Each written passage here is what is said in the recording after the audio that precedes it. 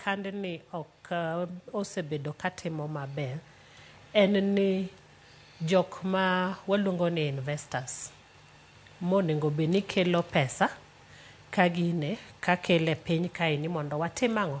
olos piny nikech ka ng'ato kelo pesa oketo industry kata ng'at mabiro riewe Kenya kaini okelo pesa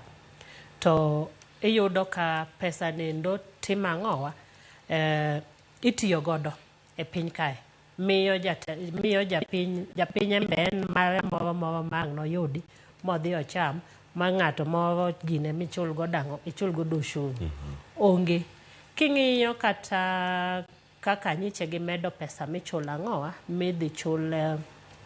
michulo e game parks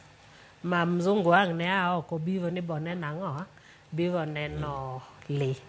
gimedo matiende ni sani king'iyo tourist dhi Tanzania moloyo ang'owa biro Kenya kaini to wan to watiyo gi pesa ni we are marketing and branding Kenya to koro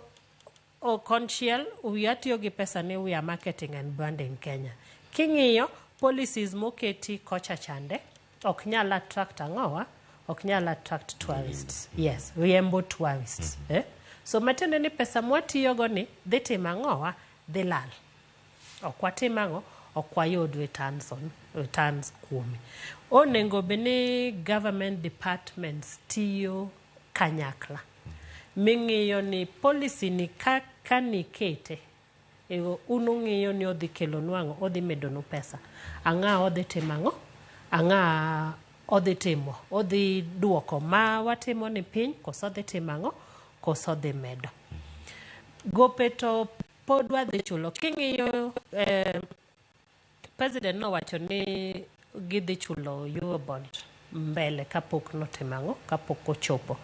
luongo ni early retirement to the tune of $1 million